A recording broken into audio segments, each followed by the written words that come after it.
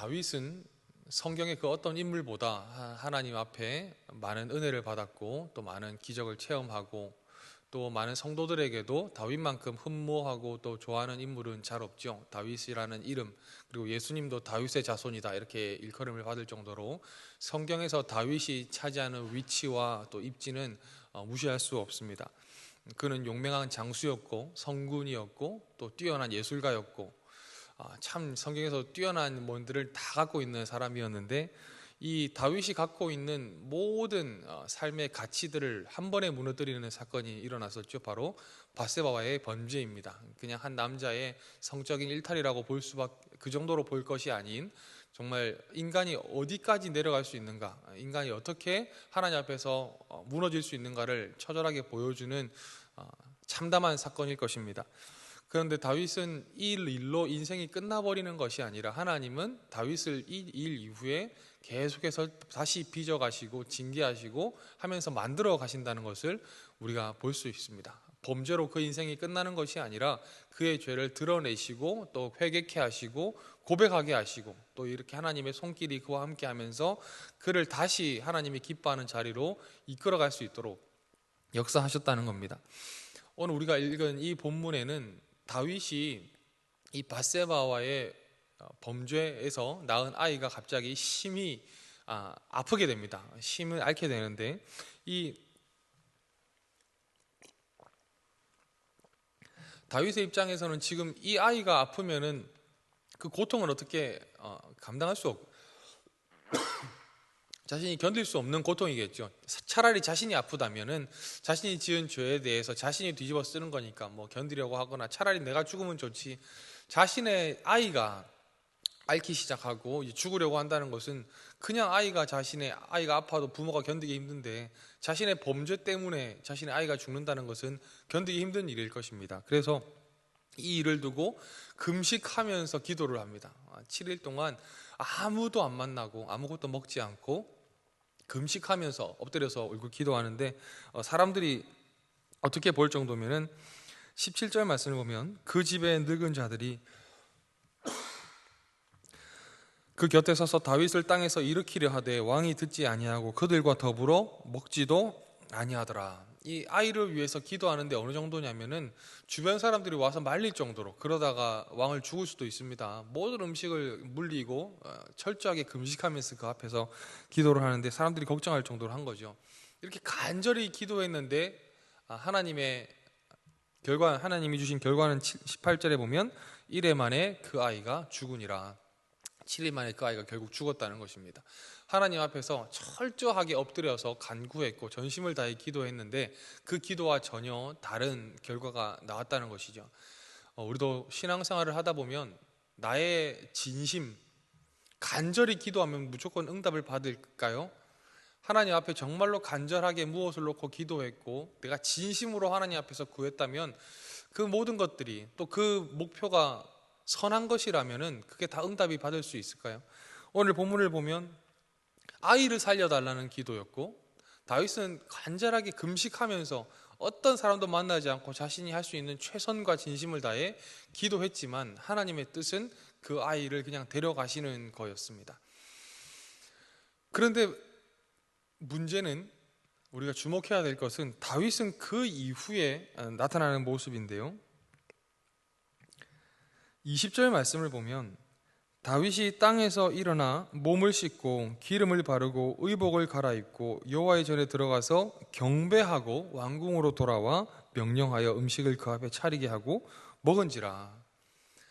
정말 간절히 기도했던 그 기도 제목이 어그러지고, 사실 이게 만약에 응답되지 않는다면 난 이제 못 삽니다 같은 정말 간절한 치명적인 최고의 목적을 두고 했던 기도인데, 이 기도가 응답되지 않은 다윗의 반응은 뭐냐면 그 땅에서 일어나서 갑자기 목욕을 시작하고 옷을 갈아입고 몸에 기름을 바르고, 여기 경배하단 말이 찬양하다는 말하고 똑같은 단어입니다. 하나님 앞에 나가서 찬양했다는 겁니다. 하나님 앞에 감사하고 찬양하고 사람들을 불러와서 음식을 차려라, 우리 같이 밥 먹자, 식사하자. 그래서 사람들 놀라는 거죠. 21절 말씀 보면 그 아이가 살아있을 때는 그렇게 옆에 가지도 못할 정도로 엉엉 울면서 금식하며 기도했던 왕이 아이가 죽었다는 얘기를 들으니까 오히려 막 목욕을 하고 음식을 차리게 하고 사람들하고 먹는 모습을 보고 너무 놀란 겁니다. 그래서 22절에 그거에 대해서 물으니까 다윗이 무엇이라고 대답하냐면, 이르되 아이가 살았을 때에 내가 금식하고 온 것은 혹시 여호와께서 나를 불쌍히 여기사 아이를 살려주실는지 누가 알까 생각함이거니와 지금은 죽었으니 내가 어찌 금식하랴. 내가 다시 돌아오게 할 수 있느냐. 나는 그에게로 가려니와 그는 내게로 돌아오지 아니하리라 하니라. 다윗이 자신이 정말 사랑했던 아이를 살려달라는 기도를 하나님 앞에 드렸는데 그 기도가 응답되지 않는 상황 가운데서 다윗은 그 일에 대해서 하나님 앞에서 원망하거나 자신이 원하지 않는 결과를 받았기 때문에 하나님을 더 이상 신뢰하지 않는다거나 하나님 앞에서 자신의 기도가 응답되지 않은 일에 대해서 절망하는 것이 아니라 얼른 그 자리에서 일어나 자신의 삶으로 돌아왔다는 것입니다. 그러면서 그 신하들에게 하는 말이 뭐냐면, 하나님의 선하신 뜻이 드러났다. 나의 간절한 기도는 이게 맞았다. 그리고 나는 이게 가장 옳은 것이라고 생각했기 때문에, 그리고 지금 나에게 주어진 기도는 이것이 맞다고 생각했지만 하나님의 뜻은 그게 아니다. 그러면 내가 빨리 돌아서서 내가 더 이상 할 수 있는 게 없으면 빨리 내 삶으로 돌아와서 하나님의 다른 뜻에 걸어가야 되지 않겠느냐라고 이야기하고 있는 것입니다.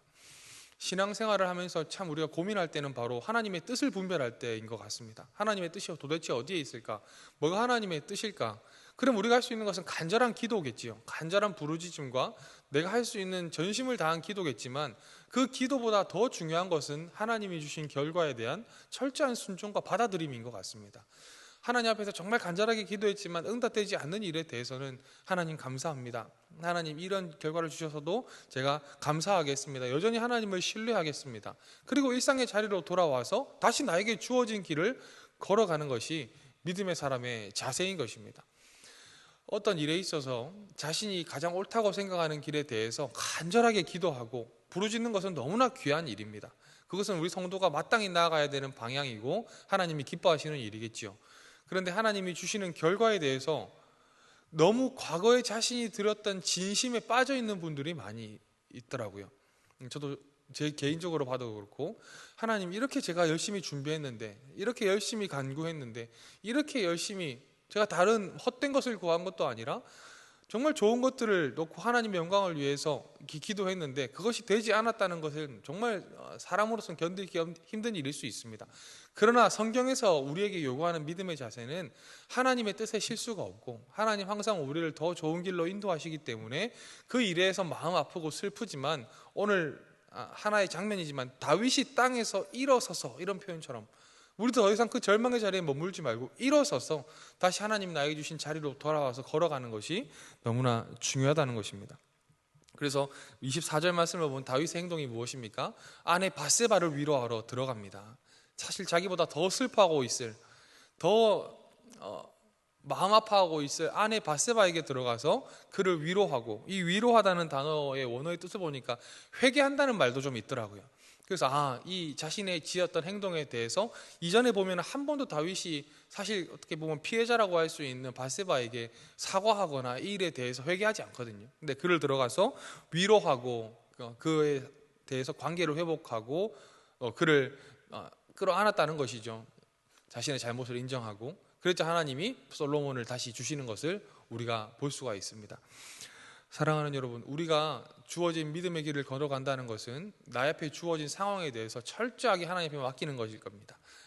지금 나에게 주신 믿음의 분량에 따라 가장 좋은 것을 두고, 하나님 이 문제를 해결해 주십시오. 하나님 이것에 대해서 하나님의 선하신 뜻이 드러나게 해 주십시오.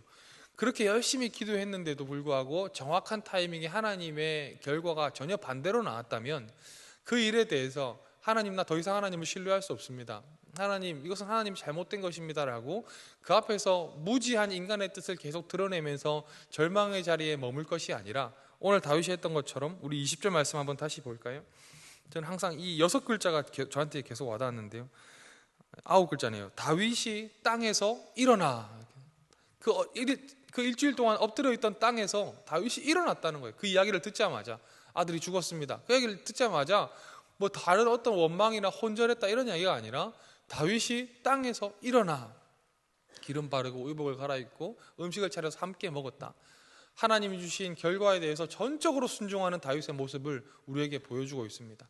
우리의 삶에서도 마찬가지로 우리에게 주어진 믿음의 길을 걸어간다는 것은 나의 간절한 기도, 나의 간절한 간구뿐만 아니라 그에 대한 결과에 대한 철저한 순종, 하나님 주신 결과가 반드시 나에게 유익이 될 것이다, 하나님 주신 결과는 반드시 나에게 복이 될 것이라는 것을 알고 얼른 그것을 받아들이고 그 상황 가운데 내가 할 수 있는 믿음의 행동은 무엇일까? 다윗은 다시 그 울고 있는 바세바에게 들어가서 그를 위로하고 그를 안아주었던 것처럼 우리의 삶에서도 그 자리에 너무 매여 있지 말고 지금 내가 해야 될, 하나님을 기쁘게 할 믿음의 행동은 무엇인가를 바라보는 것이 우리에게 너무나 중요한 삶인 것 같습니다. 그래서 하나님은 그렇게 다윗의 아이를 데려가셨지만 새로 솔로몬이라는 아이를 주시고 또 26절 말씀을 보면 다시 전쟁 가운데 승리하는 장수의 지위도 회복시켜 주십니다. 이제는 이런 범죄로 인해서 다시는 왕의 임무를 수행할 수 없을 것 같았고 다시는 주변 사람들에게 업신여김만 받다가 끝나는 그런 인생일 것 같았지만 다시 자신의 부하들은 자신에게 여전한 충성을 보여주고 하나님은 항상 그 전쟁에 다시 승리하게 하시는 은혜가 다시 회복되게 되는 것을 우리가 볼 수 있다는 것입니다. 오늘도 하나님께서 주신 이 하루를 걸어가실 때 하나님이 주시는 결과에 대한 철저한 순종을 가질 수 있는 믿음 우리에게 허락하여 주시옵소서. 기도하면서 오늘 하루도 은혜 가운데 걸어가게 되시기를 주의 이름으로 축복합니다.